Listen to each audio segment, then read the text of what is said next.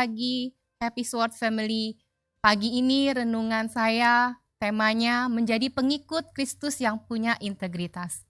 Ayatnya saya ambil dalam Filipi 2 ayat 5. Hendaklah kamu dalam hidupmu bersama menaruh pikiran dan perasaan yang terdapat juga dalam Yesus Kristus. Yakobus 1 ayat 22. Tetapi hendaklah kamu menjadi pelaku firman dan bukan hanya pendengar saja. Sebab jika tidak demikian, kamu menipu diri sendiri. Integritas seseorang erat kaitannya dengan jati diri sejati. Seluruh aspek kehidupannya, baik yang di internal maupun eksternal, berjalan dengan harmonis, tanpa kepalsuan atau kemunafikan. Dengan kata lain, pribadi yang berintegritas adalah mereka yang memiliki keselarasan di dalam pikiran, perasaan, perbuatan, serta perkataannya.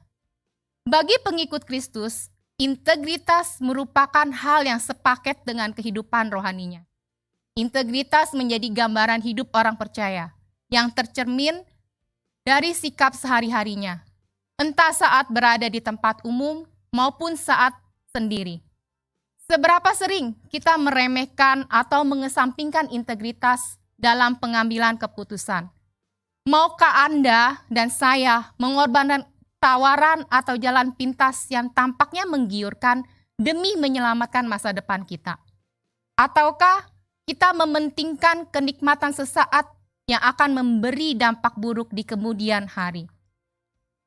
Kalau setiap pagi kita boleh bangun, bernafas, beraktivitas, artinya Anda dan saya masih diberi kesempatan menjalani hidup yang lebih baik.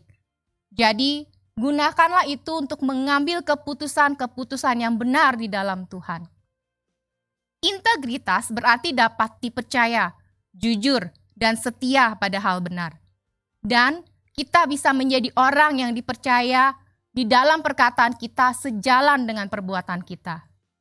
Integritas berarti memegang komitmen dan loyalitas. Mereka yang punya integritas akan menepati janji dan mempertahankannya sampai akhir. Walaupun itu membutuhkan pengorbanan. Sebaliknya, kegagalan dalam memenuhi komitmen seringkali mencerminkan lemahnya integritas seseorang. Sebagai pengikut Kristus, sudahkah kita berkomitmen terhadap iman kita? Apakah janji yang kita ikat dengan Tuhan mulai digoyahkan oleh gaya hidup yang buruk? Apakah iman kita mudah dipengaruhi oleh teman, lingkungan, keluarga, atau berbagai persoalan hidup yang melanda? Integritas berarti kemauan menerima tanggung jawab, dan sikap bertanggung jawab adalah tanda kedewasaan pribadi. Pribadi yang berintegritas adalah mereka yang bersedia mengambil resiko, memperbaiki keadaan, serta melaksanakan kewajibannya sebaik mungkin, sekalipun dalam keadaan sulit.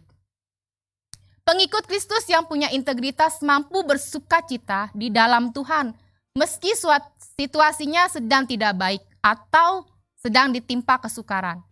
Contohnya, kita dicurangi di dalam pekerjaan kita, menghadapi masalah dalam pernikahan, atau harus memimpin orang lain yang tidak menyukai kita. Saat ini, apakah kita tetap setia, percaya, dan mengandalkan Tuhan? Atau kita meragukan kuasanya dan meninggalkan iman kita?